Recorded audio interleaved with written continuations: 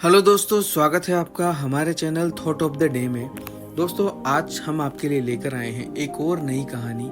आज की कहानी का टाइटल होने वाला है जिंदगी में कभी भी आलस न करें। दोस्तों, जैसी ये कहानी है वैसी ही आपको मैं सुनाऊंगा। तो चलिए बिना किसी देरी के कहानी को स्टार्ट करते हैं। दोस्तों, काफी समय पहले की बात है। एक छोटा सा गांव था जिसका नाम था चंदनगढ़। चंदनगढ़ में एक लड़का रहता था जिसकी ये कहानी है। लड़के का नाम था आरव। दोस्तों, कहानी काफी समय पुरानी होने की वजह से यहाँ पर मैं आरव को थोड़ा सा और डिटेल में आपको बताता हूँ। आरव एक छोटा लड़का था जिसने अपने बचपन में ही एक बड़ा आदमी बनने का सपना देखा था। वह अपने हुनर को लगातार निखारता रहता, लेकिन आरव के अंदर एक कमी थी। वह स्वभाव से आलसी था। वह काम को टालता था और टालम टोल करता था। इसी आदत को देखते हुए उनके परिवार वाले और उसके मित्र सभी लोग उससे परेशान रहते।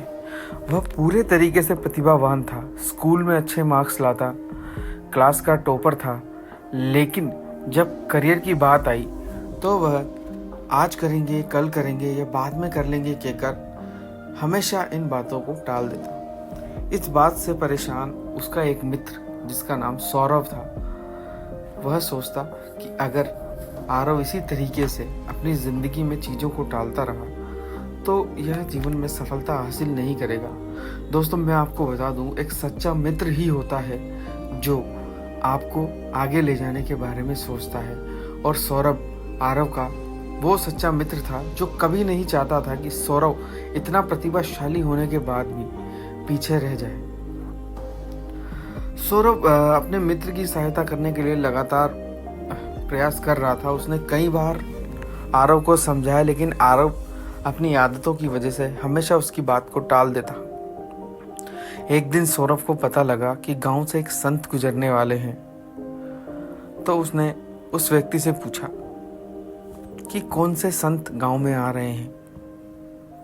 तभी वह व्यक्ति जो संत की खबर लेकर घूम रहा था बोला, हमारे गांव में महात्मा बुद्ध आ रहे हैं। यह बात सुनकर आरव को एक मंद मंद प्रसन्नता हुई। वो मन ही मन खुश हुआ कि महात्मा बुद्ध हमारे गांव में आ रहे हैं, यह उसने सोचा। फिर अचानक से ही उसे ख्याल आया कि क्यों ना आरव के बारे में मैं महात्मा बुद्ध से पूछूं, या मैं ऐसा भी कर सकता हूं कि आरव को इस सभा में आने के लिए आमंत्रित कर लूं, क्योंकि महात्मा बुद्ध अब उस गांव में प्रवचन देने वाले थे। तो यही सोच के साथ अब सौरव आरव के पास चल दिया। वह आरव के घर पहुंचा। आरव अपने पहले के स्वभाव की भांति ही अपने बिस्तर पर सोया हुआ था। तो सौरव ने आरव को जगाया। आरव, आरव उठो, मैं तुम्हारे लिए एक खुशखबरी लेकर आया हूँ।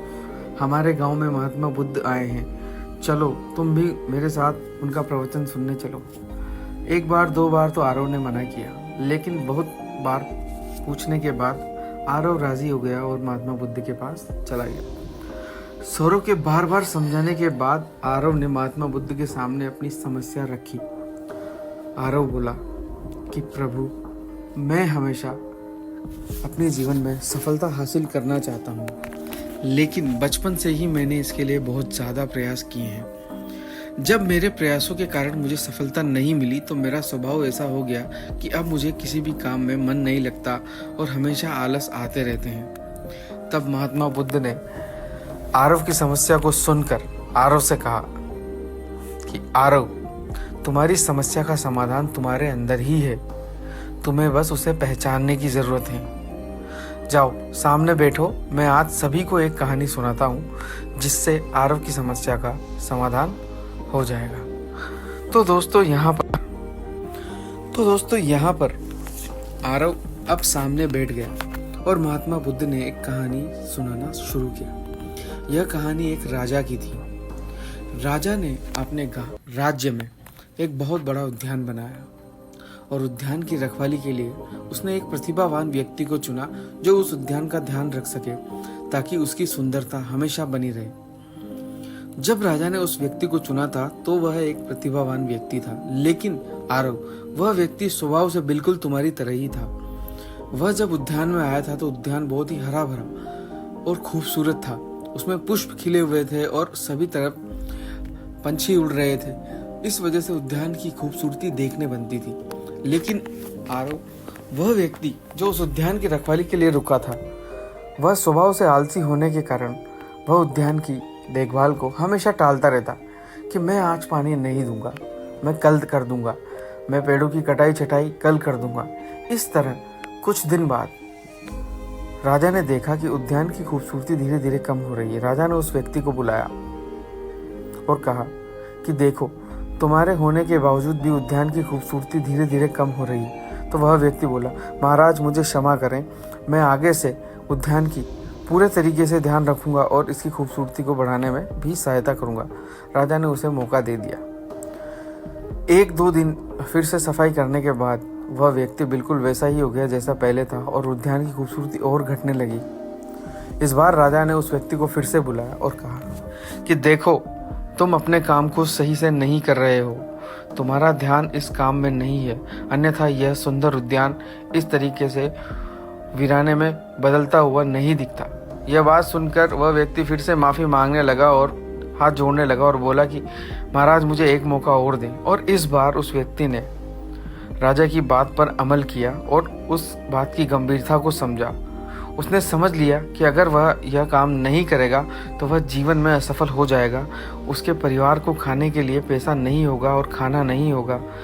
इन सभी बातों को ध्यान में रखते हुए वह व्यक्ति अब उस उद्यान की देखभाल में पूरे तरीके से लग गया और देखते ही देखते कुछ ही दिनों में उद्यान फिर से पहले की तरह ही सुंदर हो गया। तो आरव, बताओ तुम्हें क्या समझ में आया? तब आरव ने बोला कि प्रभु, मुझे समझ में आ गया कि मैं पहले जितने भी प्रयास करता था उसमें असफल होने की वजह से मैंने प्रयास करने बंद कर दिए और अपने आप को स्वभाव से आलसी बना लिया।